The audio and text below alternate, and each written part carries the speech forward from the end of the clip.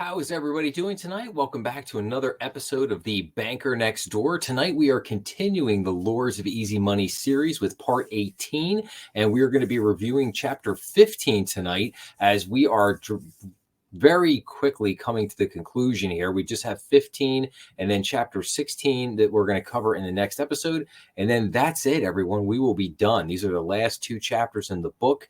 I'm going to follow this up with so we'll have chapter 8, or I will have episode 18, which again will cover 15. Then we'll have episode 19, which will cover chapter 16. And then I will do episode 20, which will be just a review of part 3, the last 4 chapters in the book. And then the final episode is going to be episode 21, which I'm going to give a kind of a look forward where, the book ends at the year 2021.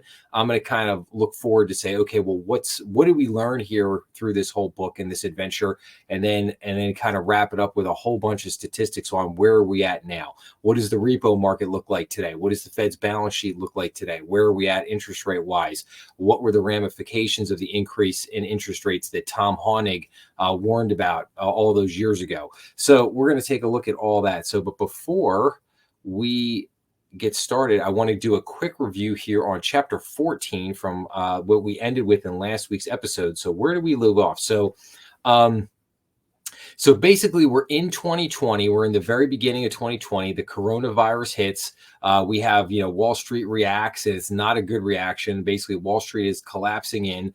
And then basically the world begins to panic as we get into, February and March of that year. The Treasury market basically just completely collapses. And then the Fed comes out with a response. And then what's fascinating is the Fed's response was, in a certain respect, it was so strong. It was kind of over the top, and it was so over the top that it literally caused everyone to panic, because they said if the Fed is acting this strongly, this quickly, the Fed and the Fed had a policy meeting that was coming up in 2 extra days, and people were basically like, if the Fed can't wait 48 hours to get in here and do something, then this situation must be really, really bad. And so basically chaos sets in, markets continue to panic. But then you have this thing where the 8 largest banks react in unison, and they go to what's called the discount window. And there's a big stigma for banks taking money out on the discount window, because basically if you take money out on the discount window, that means you must be in trouble. But the 8 largest banks, they all did it together in unison at the same time. They all came out and said, we are all going, we're in this together. We're going to the discount window together. We're all borrowing money at the same time. So, hey, we're all like, it was a good show of, of kind of faith together to be out there doing that. So, and then they worried about what was called the chain of failures, basically, just kind of the domino effect as things could ripple through the economy, basically one thing going down and the next and the next and the next. Then we talked about basically how like the Fed's response is not working. So Powell decides to go where no central bank has gone before, and he puts out this crazy program where the Fed is just going to start buying deals for the first time ever, like CDOs and CLOs. The Fed's just going to go out there, and the Fed's just going to start buying everything and anything and putting it onto their balance sheet to try to support the market. Which was just, totally absolutely unprecedented move on their part. And and we're going to see how this continues to fall out. But once again, we get to this thing where here's the Fed bailing out the economy, just throwing whatever money is required at it, just pounding on just more and more debt, blowing their balance sheet into the stratosphere. And again, we've talked a lot about this series. It's easy to kind of play Monday morning quarterback, so to speak. But like I said, we'll see the ramifications here. But you have to remember, there's always a moral hazard in bailouts. When you start bailing people out, and this is the problem, the Fed, and we're going to see this tonight in chapter 15, and then we're going to see it in chapter 16, is that, the Fed has created the all bailout. Everybody gets a bailout, but at the same time, everything is now a bubble. So it's bailout all the time. bail out everyone and everything all the time, and everything's a bubble. That's the new economic system that the Fed has built us. So, okay, so let's hop in here. Let's get rolling here with Chapter 15. We're going to start. So, Chapter 15 is called Winners and Losers, and again, this takes place over the course of 2020. So, and we're going to start here with enter Steve Mnuchin, who was at the Treasury at this point. So Steve Mnuchin was quick to point out that he had personally recommended Jay Powell as the next Fed chairman when President Trump was reviewing candidates. Such a recommendation went a long way in the Trump administration. A good word from somebody like Mnuchin could be decisive in Trump's decision-making. Mnuchin was one of the few cabinet secretaries who served throughout Trump's full administration. While Trump had been impressed by Janet Yellen, Mnuchin had a stronger bond with Jay Powell. Both men had a long background in the world of private equity and leveraged loans. They spoke the same vocabulary of banking and deal-making and had a shared responsibility about the world. After Powell got the job, Mnuchin and Powell had lunch at least once a week. Mnuchin, like Powell, also had a granular understanding of markets and trading. He got his professional start at Goldman Sachs, where his father had been an influential partner. After 9 years at the firm, Mnuchin also made partner. He left Goldman in 2002 with company stock worth about $46 million. Not bad. Mnuchin then joined a private equity fund called ESL Investments, then started his own hedge fund called Dune Capital. Mnuchin made a killing after the housing market crash of 2008 when he organized a group of investors, including Michael Dell, founder of the computer company, and George Soros.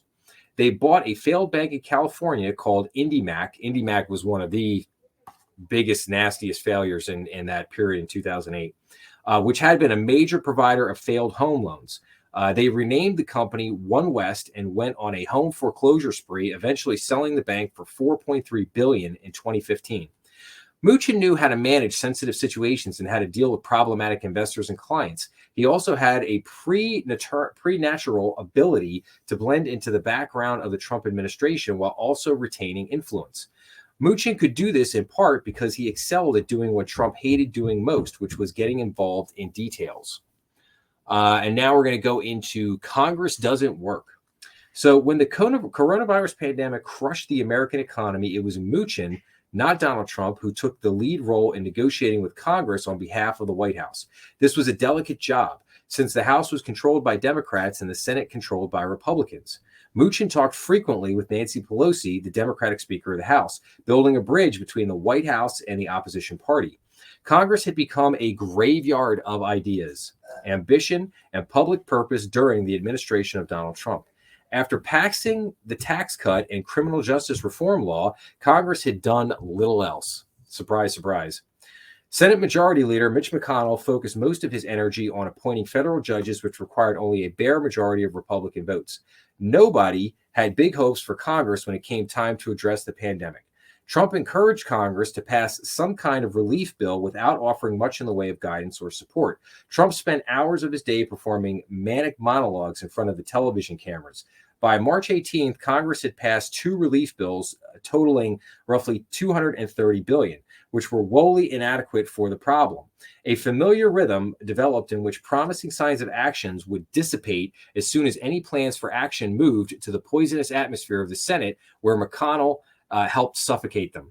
All right, now, and this is my one complaint here. This is where if I have one complaint about the book, it's that, look, I think Christopher Leonard, he's definitely Democratic leaning. I think he's very biased. I think he could have tried to call this a little bit more down the middle. He kind of frequently takes these shots, at Trump and McConnell, which again, maybe not undeservedly, but Nancy Pelosi and the Democrats are no peach either. Those guys caused enough problems on their own. So, but anyway, that's my little side note there. So, but okay, so now we're going to get into the Fed's new bailout, because the original stuff just wasn't cutting the mustard. So, this left America to depend upon, yet again, the Federal Reserve.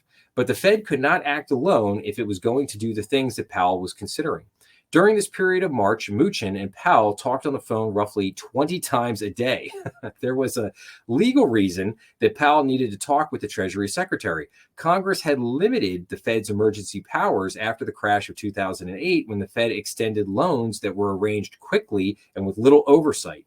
When Congress passed the Dodd-Frank Reform Law of 2010, it included new restrictions on the Fed that required the bank to get approval from the U.S. Department of the Treasury for emergency actions that were not spelled out in the Fed's charter. When Congress created the Fed in 1913, lawmakers were cautious in defining the scope of the central bank's powers. They were just as careful in setting strict limits on what the Fed could not do as they were in defining what it could do. The Fed was denied the power to lend directly to corporations or to take on risky debt like leveraged loans. This was designed in part so the Fed could not pick winners and losers in the economy by directly subsidizing some industries over others. The Fed arguably went outside this structure in 2008 when it arranged loans for failing investment firms like Bear Stearns. But Dodd-Frank gave the Treasury Secretary clear oversight over such actions. This is why Powell had a copy of Dodd-Frank on his desk when he started working from home in March. Over the weekend on March 20th, he finalized the details on a complex rescue package that would include several interlocking bailouts, each targeting different parts of the financial system. This would be the largest, most far-reaching, and most consequential intervention in the history of the Federal Reserve. It would change the central bank's role in the American economy for at least decades to come and dramatically increase the Fed's financial footprint. The package was arranged during phone calls between Powell and Mnuchin, Fed governors, and senior Fed staff members. Unlike formal FOMC meetings, these conversations were private and not transcribed for the public to review. The full FOMC did not vote on the program once it was finalized. Because the program was an emergency lending effort, it only required the approval of a handful of members on the Board of Governors. Right there, you've got a major problem. This calls into the question the transparency, what was going on. It also, I think, gets into, CYA, how many people did not want their name on this or did not want to have a vote, did not want to be involved because they wanted what's called plausible deniability after the fact. They wanted to be able to come back after the fact and say, whoa, that turned into a crap show and you can't blame me because, I didn't vote on it and there's no minutes. You can't go back to the official record to say, well, wait a minute. Well, what happened here? Now everybody could kind of make up their own story and who's to say it wasn't. So, okay. Now we get into bring in the special purpose vehicles, the SPV. So one participant in these discussions described the process as being the opposite of creative. The Fed wasn't trying to do anything innovative or novel. It was just figuring out which corners of the financial world were engulfed in flames and then pointing the Fed's flood of new money in that direction. The Fed decided to resurrect a certain legal tool that it pioneered during the 2008 financial crisis called a special purpose vehicle, or SPV. An SPV was basically a shell company that allowed the Fed to get around the limits placed on its lending authority, using the U.S. Department of the Treasury as a partner. Many of the phone calls in March were between the Fed's lawyers in Washington and the Fed's financial team in New York, which would create the new SPVs. Each SPV was basically a company formed jointly between the Fed and the Treasury Department. The company was registered in the state of Delaware at a cost of about $10. The Treasury Department would invest taxpayers' cash in each SPV. The Treasury Department would invest taxpayers' cash. Did you get that? Taxpayers' cash in each SPV. And then the Fed would use that cash as seed money to start making loans, lending as much as $10 for every dollar invested by the Treasury. This taxpayer money is what allowed the Fed to go outside its usual limits and start buying risky debt and extending loans to new parts of the economy. If there were any losses, the losses would be paid for first by the taxpayers, which helped the Fed make the legal argument that it was not, in fact, making risky loans. Oh, of course not. Yeah, I don't know, no risky. What's the C? There's no risky loans here. Powell would cite this fact as a justification for the programs. The Fed might be taking on more risk and expanding its mission, but the Treasury Department had oversight of the whole thing, which meant that there was some level of democratic oversight. Oh my goodness. thank goodness the Treasury had oversight. I was worried there for a minute that these morons might, be doing crazy stuff, and that nobody had any idea what they were doing. That's just oof. But thank goodness the Treasury was there, so it was all cool. And they weren't making risky loans, and they were using taxpayers' money and not voting on it. So don't worry, this is all good. So the Fed created 3 important SPVs by the end of that weekend. The first 2 SPVs would allow the Fed to buy corporate debt. The motivation behind this was obvious. The Fed saw what was coming in a chain of failures as corporations defaulted on their loans. Wait a minute. Didn't they just say that there weren't any risky loans here? The Fed saw what was coming in the chain of failures as corporations defaulted on their loans, damaging the banks and hollowing out the value of CLOs. To prevent this calamity, the Fed expanded the Fed put into an entirely new area of finance. People who traded stocks now assumed that the Fed would step in with a rescue package if the stock market ever crashed. Now people who traded corporate bonds and leveraged loans would have the same assurance. This had consequences that reverberated far beyond the corporate debt trading desks. The interest rates on corporate debt were supposed to measure the underlying risk of that debt. Risky companies had to pay very high interest rates, while safe companies paid very low interest rates. Now that the Fed had stepped in and become a major buyer of corporate debt, providing a floor for the market, it changed the very nature of interest rates on the debt. Those rates didn't just reflect the risk of the company, but also reflected the Fed's appetite to buy the bond. Critically, once the Fed bought corporate bonds, it could never undo the action. The eager eyes on Wall Street would always remember what they had seen. Every time the Fed intervened, its future intervention was assumed. Perhaps the most groundbreaking SPV was the third one, which would buy debt of mid-sized businesses that were too small to get leveraged loans or corporate bonds. This program was wildly experimental. The Fed lawyers who constructed it only had the broad outlines in place when the program was announced. They planned to fill in the details later. The guiding principle of the program was that it would move the Fed's reach beyond the confines of Wall Street. Instead of using the primary dealers to implement this plan, in other words, the primary dealers meaning the 24 largest banks in the country, primary dealers to implement this plan, the Fed would use regional banks as its conduit. The banks would give loans to small business, and the Fed would buy 95% of the loan, letting the regional bank hold the remainder. The Fed called this program the Main Street Lending Program. So now we get into more QE. So the final piece of the rescue plan was not the new SPV, but a massive influx of money in the form of a large-scale, near-permanent quantitative easing program. The parameters of this new round of QE would be left intentionally vague.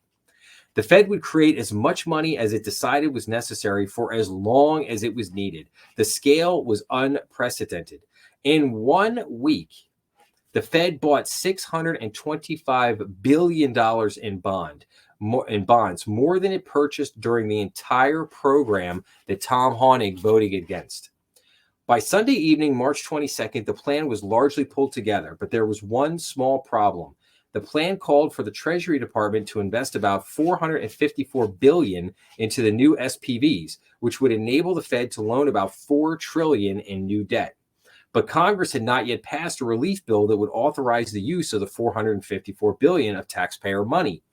Powell and his team decided they would not wait on Congress. They would announce the new SPVs on Monday morning, March 23rd, before the markets opened.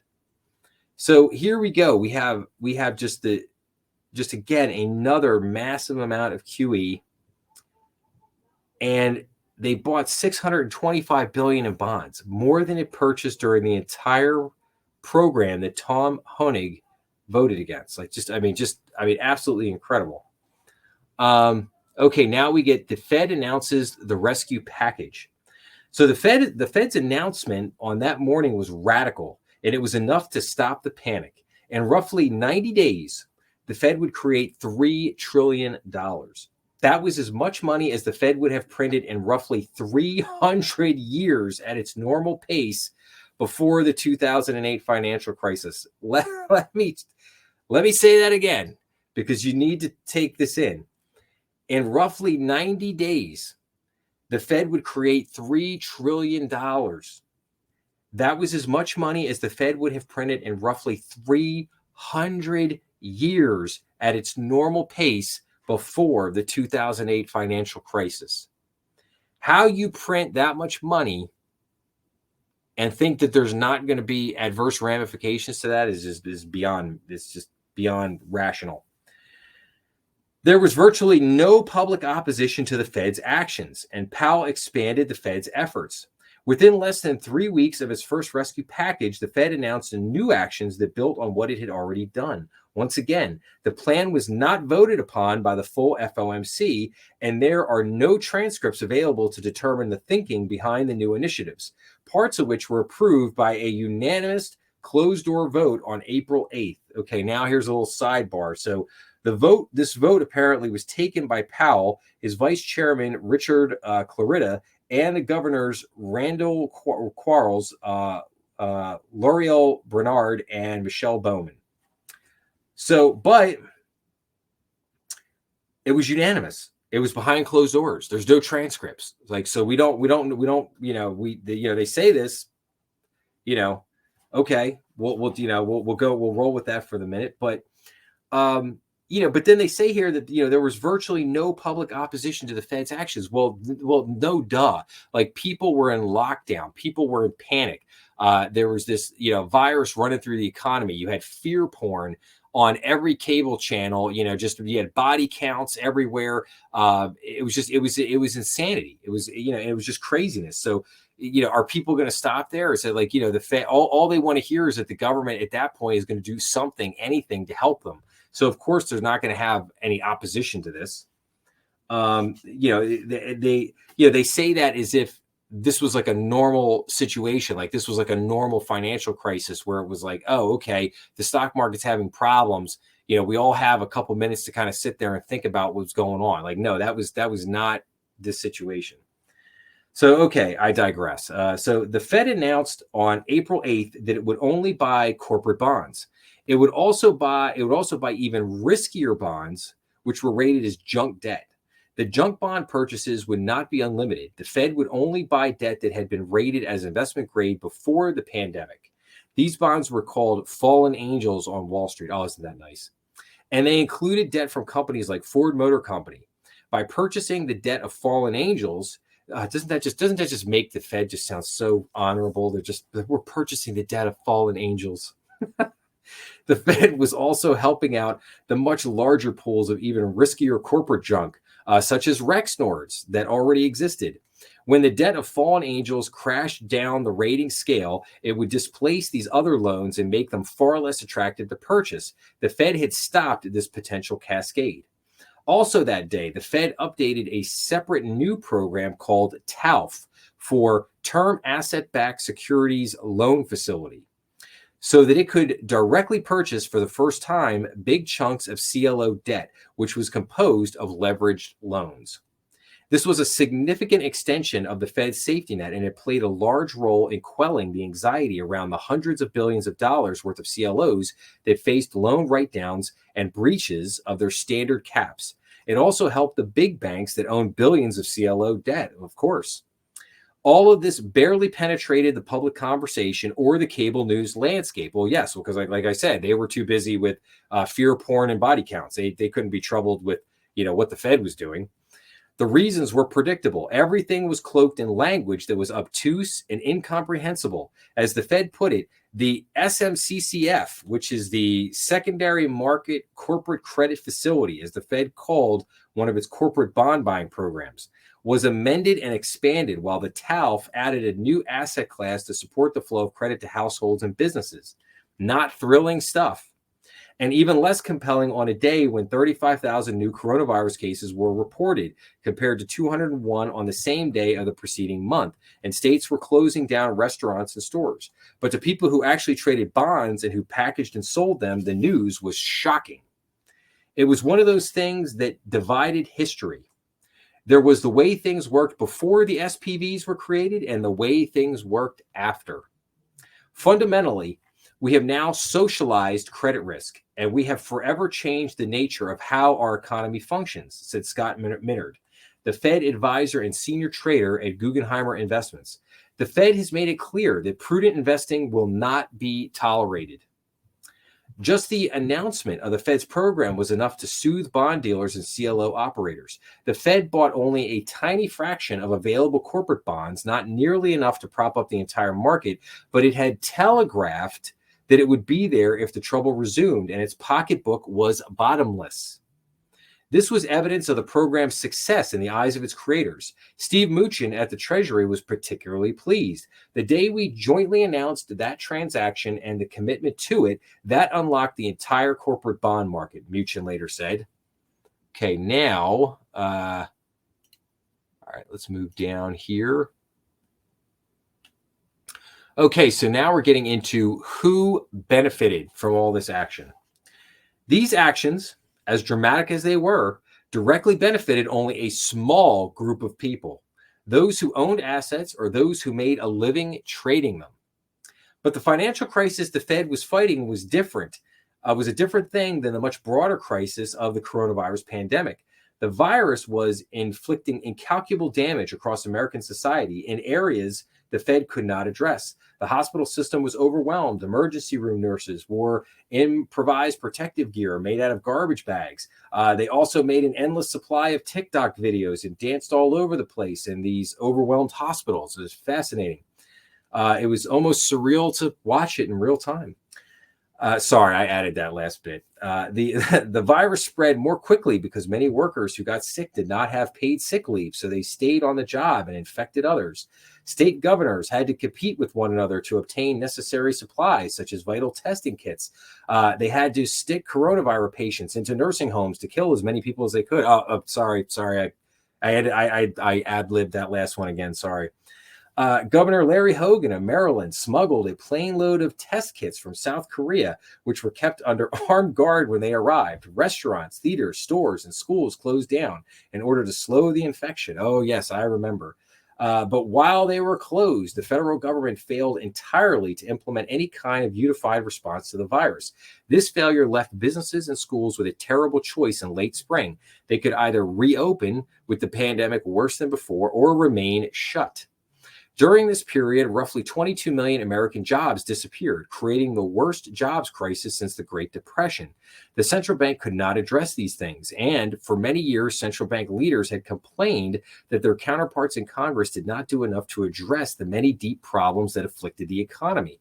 Jay Powell had echoed these thoughts and had launched key parts of the March rescue package without waiting for Congress. But just days after the Fed's groundbreaking SPVs were announced, Congress would step into the breach. It would pass one of the largest, most expensive bills in modern history, called the CARES Act. This was the chance for Mnuchin, Trump, Pelosi, and McConnell to show that they could solve big problems, that the U.S. government could lend a hand when it was needed. Okay, so Congress passes the CARES Act. So the CARES Act authorized $2 trillion in spending to counteract the pandemic, including $454 billion in taxpayer money to fund the Fed's SPVs. The part of the CARES Act that got the most attention was the roughly $292 billion chunk of the spending that went directly to people. There was good reason for the spending to get the attention that it did. The impact was immediate and beneficial for the millions of people who received it. And the government had never truly done something like this before, sending direct payments to people regardless of their previous level of tax payments or even of their current level of need. These direct benefits were coupled with more benefits for those who had been directly affected by the lockdowns. Unemployment insurance benefits administered by the states were boosted by $600 a week through July. That benefit was partially extended that summer, although at a lower level. The spending that went straight into people's bank accounts was the most visible part of the CARES Act, but it was a relatively small part of the overall relief spending approved by Congress, which included the CARES Act and 3 smaller bills. Over half of all that money was aimed at businesses, according to analysis by the Washington Post, based on data from the Committee for a Responsible Federal Budget. A vanishingly small share of the $4 trillion was allocated to address the public health crisis created by the pandemic or to slow the virus's spread. The largest chunk of the money, totaling $670 billion, funded an emergency loan program called the Paycheck Protection Program, or PPP, which still gives me nightmares to this day, ladies and gentlemen. The idea was that the businesses would get a PPP loan, keep their employees, and then the loan would be forgiven when the businesses reopened and everyone went back to work. This money could have potentially helped a huge and diverse population of business owners who had suffered terribly during the long and punishing lockdowns, and it did help millions of businesses. But more than half of all the PPP money went to just 5% of the companies that received the loans. Even that figure understated the narrowness of the impact. Fully 25% of all the PPP went to 1% of the companies. These were the big law firms and national food chains, which got the maximum PPP amount of $10 million. Those beneficiaries included the Boston Market restaurant chain and the high-powered law firm of Boyes, Schillner, Flexner. An analysis by the Federal Reserve and others found that the PPP program saved about 2.3 million jobs at a cost of $286,000 per job, after President Trump claimed it would save or support 50 million jobs. About $651 billion of the CARES Act was in the form of tax breaks for businesses, which were often complicated to obtain. This meant that the tax benefits were largely to the big companies that could hire the best tax lawyers to basically figure them out. The Cheesecake Factory restaurant chain, for example, claimed a tax break of $50 million, even as it furloughed 41,000 people. About $250 billion of the tax breaks were given to any business in any industry without regard to how much they might have been hurt by the pandemic. People who owned businesses were given tax breaks worth $135 billion, meaning that about 43,000 people who earn more than $1 million a year each got a benefit worth $1.6 million. By and large, these billions of dollars were quietly absorbed into corporate treasuries and personal bank accounts around the country. The wildly unequal distribution of the money was not made public until months later, after Washington Post won an open records lawsuit that made the information public. The unequal distribution of federal aid from both Congress and the Federal Reserve exposed the underlying structure of Americans' economic system in 2020. As the dollars flowed through the nation's financial plumbing, they illuminated which parts of the system worked quite well and which did not. The system that the Fed used to deliver money to the primary dealers, for example, worked with the speed, smoothness, and efficiency of a hyper-modern and well-maintained network. The money for everyone else migrated through a neglected, leaky network that failed to deliver the relief that was advertised. One reason the PPP loans failed to make their way to small businesses in need was that the loans were processed through the Small Business Administration, which was supposed to work with participating banks. The SBA was a sleepy agency that had never administered an emergency program of this scale. Not surprisingly, the companies that fared the best in this system were the companies that could best navigate a complex and overwhelmed bureaucracy.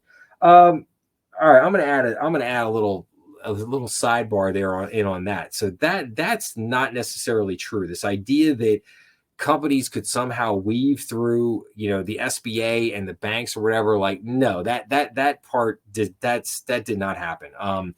So what did happen was they rolled out the PPP program with very little details. And the SBA is a good organization, but we have to understand about the SBA is that the SBA operates like an insurance company, and the SBA does not directly lend any money to banks. What the SBA does is they provide a guarantee to banks on loans that the bank makes to a borrower. So if a loan goes bad or if a loan gets in trouble, the SBA has to review that to see if they are going to honor their guarantee. And so when I say they operate like an insurance company, well, what do insurance companies do when you come with a claim?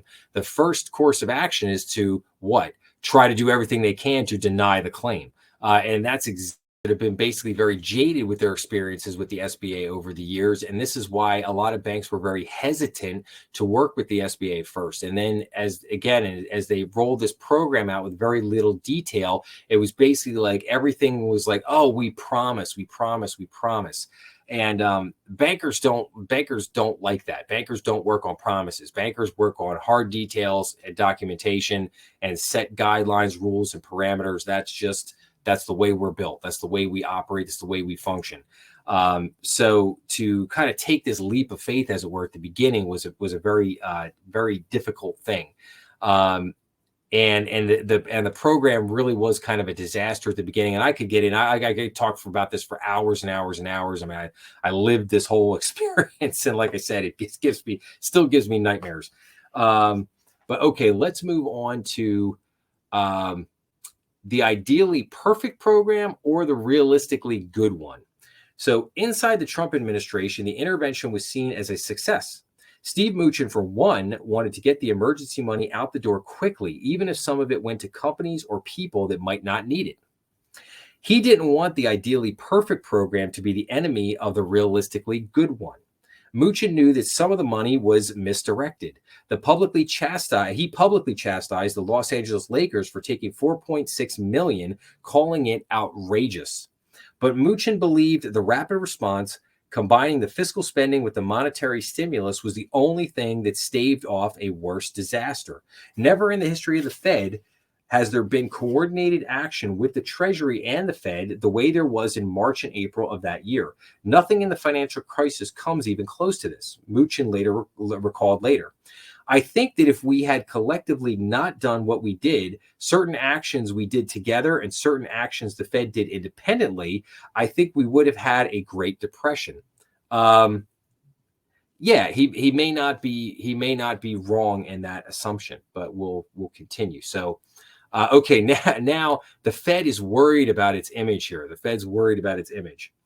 So there was a growing sensitivity inside the Federal Reserve about the central bank's public image. Jay Powell led an effort to portray the bank as a vehicle to help the middle class.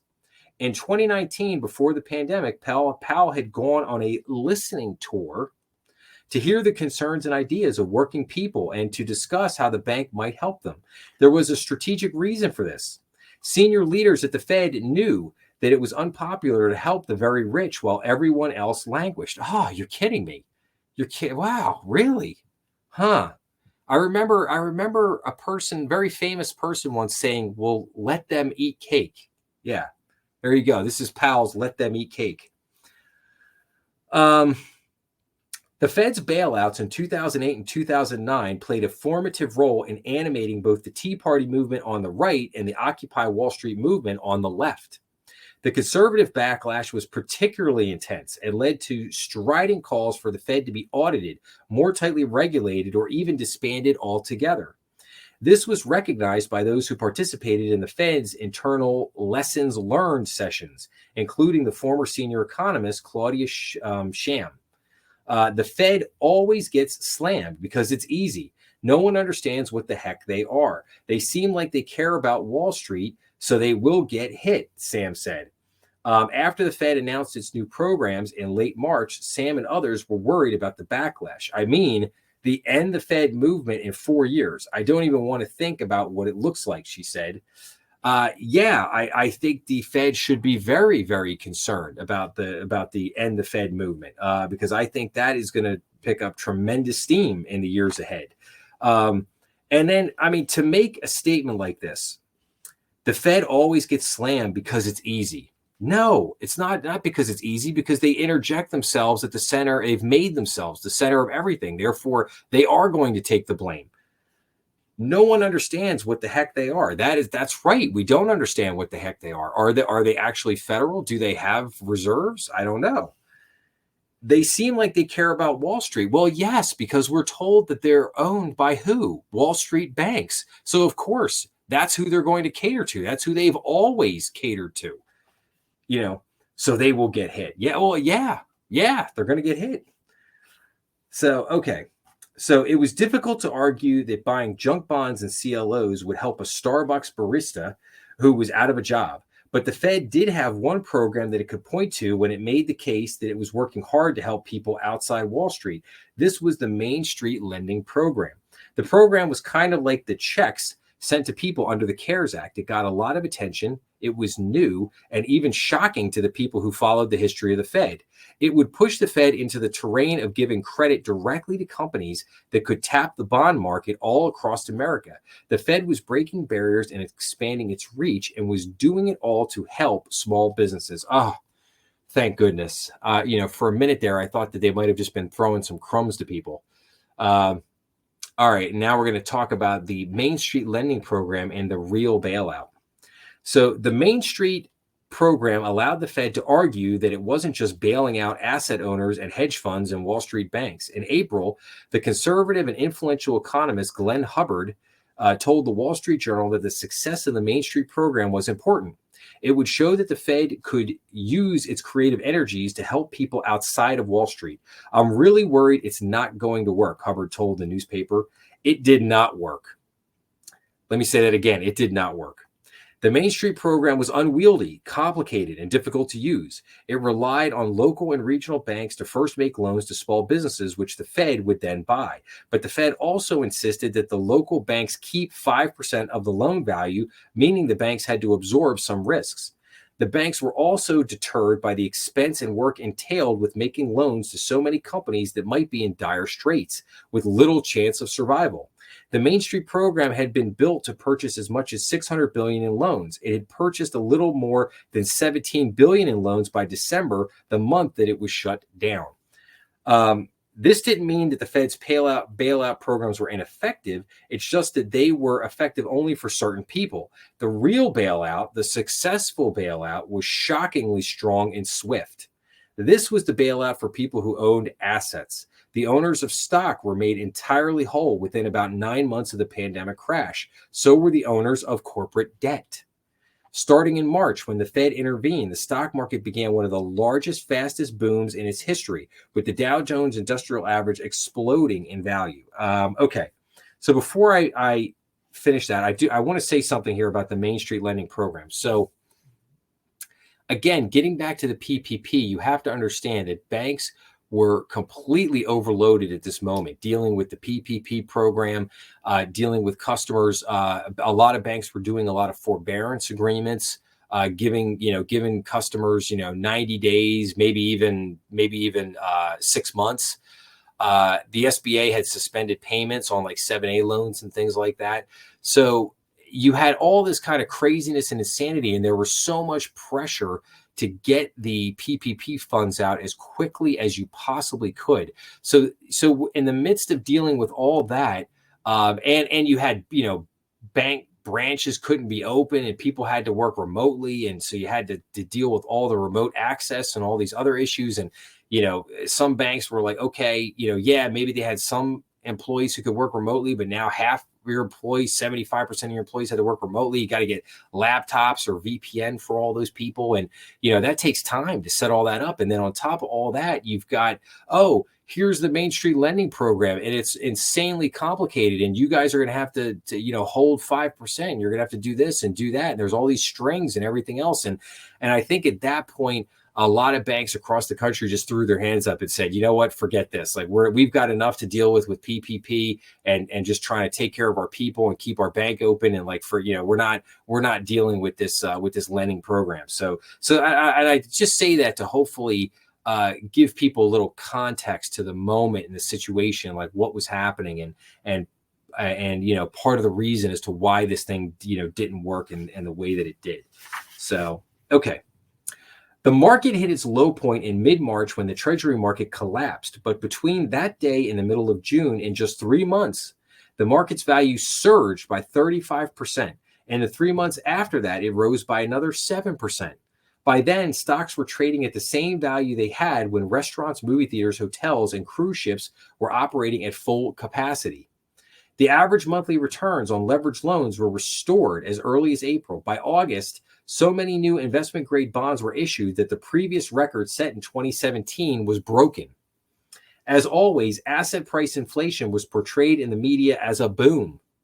And this time, the boom was so intense that it was almost surreal.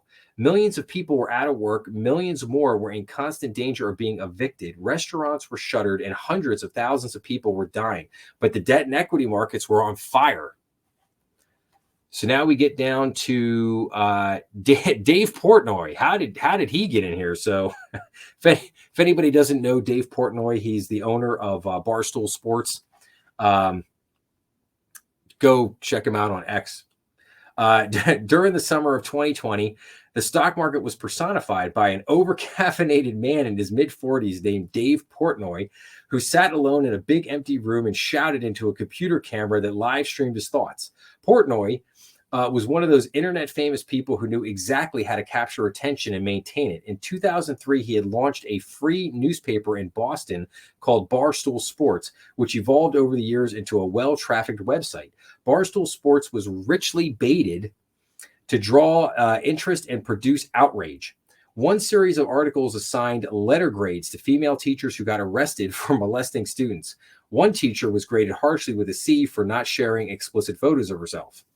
All of it kept people talking about Portnoy, and in return, he kept giving people things to talk about. So in the spring and early summer of 2020, Portnoy started to talk about the stock market, launching a show called Davy Day Trader Global. He sat in front of his webcam and talked about stocks the way radio hosts talked about baseball stats.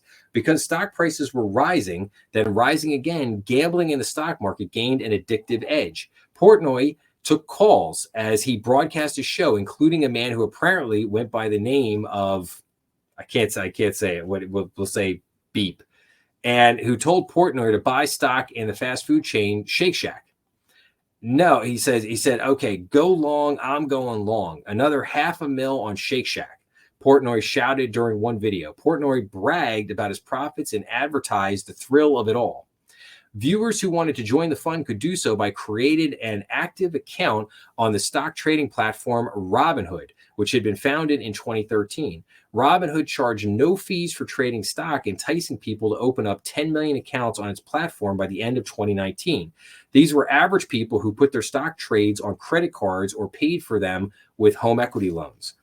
This made Robinhood's platform look like something that democratized high finance, moving the riches of stock trading from Wall Street to the family living room. All right, I'm going to do a little sidebar here on I hate Robinhood. I absolutely hate Robinhood. I can't stand it. They used gamification. They supposedly offer you free, but yet they're selling they're selling all your trading data to Citadel. And then if anybody saw the movie Dumb Money, or if anybody's familiar with the GameStop saga and Roaring Kitty and all that, you'll know what Robinhood did to their customers during that whole debacle. So, but you could check out my other episodes. I actually did a whole episode on Dumb Money and all that, and you can go check that episode out. So, but okay. But Robinhood's business model was dominated by the same big players that already operated at the peak of financial power. The people who traded on Robinhood were not the company's real customers. Its real customers were big hedge funds and trading firms like Citadel Securities. Oh, really? See, guys thought I was just making this stuff up. Robinhood might have organized all the trading through its app, but the trades were actually executed by companies like Citadel. Oh, no crap, really? These firms paid Robinhood millions of dollars for the privilege because it allowed them to see what people were buying, then make trades based on that information as they filled the order. This was called paying for order flow. Yep, one of the high frequency traders' favorite things on Wall Street, paying for order flow. Robinhood earned about $19,000 from trading firms for each dollar that a normal retail investor had in their account. So Robinhood's cash from order flow more than tripled from the start of 2020 to the same period in 2021. It is unclear how much money Citadel earned from the arrangement because it is privately held. Needless to say, they made a stupid amount of money. Let's just leave it at that.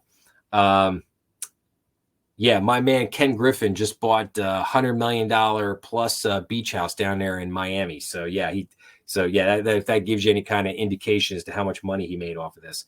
And I love the term paying for order flow. That sounds so much better than what it actually is. It's called front running your customers. But we'll get into that. I'll get into that discussion another day. I've got my book Flash Boys, and I'll get into all that another time. Market swings were hard to predict, but Citadel had a good view into how things worked at the Federal Reserve. Oh, you bet they did, baby. And in 2015, the company hired Ben Bernanke to be a senior advisor. Wow, really? Bernanke said that he typically worked for Citadel only a few days a year, sharing his views on the economy or occasionally showing up for client events to be interviewed. He declined to say how much he earned for such events, but Citadel was shown to pay very well. The company paid Janet Yellen between $710,000 and $760,000 to give speeches in 2019 and 2020, according to the financial disclosure forms. Firms like Citadel benefited when trading activity became feverish, as it did in the summer of 2020, helped along by media personalities like Portnoy. During one video, Portnoy seemed genuinely angry that some people cautioned against dumping money into the stock market. "Where are the haters now?" he bellowed. "Now I have both hands on the steering wheel and I'm taking one thing to the moon. We're going to drive right over all the haters and people are mad. Why are you mad? Get on board, buy. Everyone makes money. Everyone makes money, buy, buy, buy." He sounds like Jim Cramer. Buy, buy, buy, sell, sell, sell. We make money. Why the haters? Why are you shorting the market? Because you're wrong and outdated, because I've proven you to be a fool in 2 months. Turn these machines on. They did turn the machines on. Robinhood added 3 million new accounts in 2020. Okay. And I think I did, Robinhood and Citadel. And now we're coming home the home stretch here. Powell's praise. So the insanity of all this seemed distant from the world of Jay Powell. He continued giving speeches and engaging in listening tours, which were virtual now. He testified before Congress and projected the image of a steadfast leader. Jay Powell was, by and large, hailed as a hero. The crisis response of 2020 marked a high point in Powell's career. He had quietly served in the background at very powerful institutions like the Treasury Department, the Carlyle Group, and the Fed, but now he was the central actor of the world's most powerful central bank. There was no political downside ever to acting aggressively at the Fed in times of distress. The balance sheet of the Fed, which had been a source of worry when it was $4.5 trillion, would grow to $7.4 trillion with no sign of stopping. The controversial programs that Ben Bernanke had employed to go below zero were now background operations employed as standard practice. The real attention was on the new experimental actions and what might come next. Virtually no one believed that the Fed was finished. Powell's predecessors and virtually everyone else in a position of power in the world of banking, monetary policy, or governance praised him for what he did. They also acknowledged that it would take years, if not decades, to unwind the actions the Fed had taken in a matter of months. But that problem would be left for tomorrow.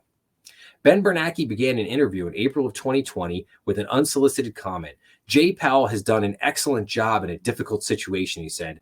Janet Yellen went further when asked about the Fed's recent actions. "I think they're heroic, and I'm really supportive. I'm really impressed by what they did." In supporting Powell's actions, Yellen provided an expansive view of the Fed's power and its role in America. The Fed wasn't just supposed to maintain a stable money supply and be the lender of last resort to banks in times of trouble. That view was outdated. She suggested in part because the financial system had become so dominated by hedge funds, private equity firms, or other entities that were sometimes referred to as the shadow banking system. The Fed was there to back them all up in times of crisis. The Fed was there to back them all up in times of crisis. This is why the Fed was invented, and this is what we're doing now, Yellen said. No, I don't think so. She portrayed the coronavirus pandemic as something like a bank panic that went beyond the banks and affected the entire American economy. The Fed was now the lender of last resort for everyone. Everyone. When the coronavirus came along and people realized how very serious it was going to be, there was just a huge broad-based flight from risky assets of every type.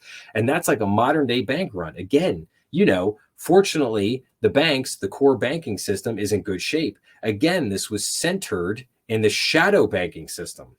People are terrified of losses and they're running from lending and want to be in the safety of cash. The role of the central bank is to take risks to avoid harm to the economy when no one else is willing to do so, Yellen said.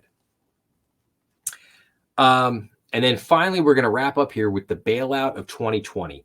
The bailout of 2020, the largest expenditure of American public resources since World War II, solidified and entrenched an economic regime that had been quietly and steadily constructed, largely by the Federal Reserve during the previous decade. The resources from this bailout were largely to the entities that were strengthened by the policies of ZIRP and QE. It went to large corporations that used borrowed money to buy out their competitors. It went to the very richest of Americans who owned the vast majority of assets. It went to the riskiest of the financial speculators on Wall Street who used borrowed money to build fragile positions in global markets, and it went to the very largest U.S. banks, whose bigness and inability to fail was now an article of faith. And all of this happened at the moment when Americans were more distracted, more beleaguered, and more financially distressed than at any moment in modern history. It was difficult to even comprehend the impact of what had happened, but the impact would make itself visible in the months, years, and likely decades to come. So that is it. That is a very, very powerful 2 paragraphs there at the very end there, just talking about how, who did this money go to? It went to large corporations. It went to the very richest of Americans. It went to the riskiest of financial speculators on Wall Street, the hedge funds, the private equity funds. It went to the largest U.S. banks, whose inability to fail was now an article of faith. And all of this happened in a moment when Americans were so overwhelmed. They were so dazed and confused. They had no idea what was going on. And it was very difficult for most people to comprehend what had just happened. And that is absolutely true. But it would make itself more visible in the months and years to come. So, all right, well, that's it for this episode, everybody. If you like this, please make sure to like, share, and subscribe. If you're really liking the Lords of Easy Money series, please make sure to share this. I thank so many people for checking out. I mean, so many people have absolutely loved this series, and I appreciate all of the comments, all of the goodwill, everything that has come back to me over this series. And like I said, as we come down the finish line here, I hope everybody will like the ending. But that's it for this one. And I will see everybody in the next episode as we finish the last chapter of the book. Thanks a lot.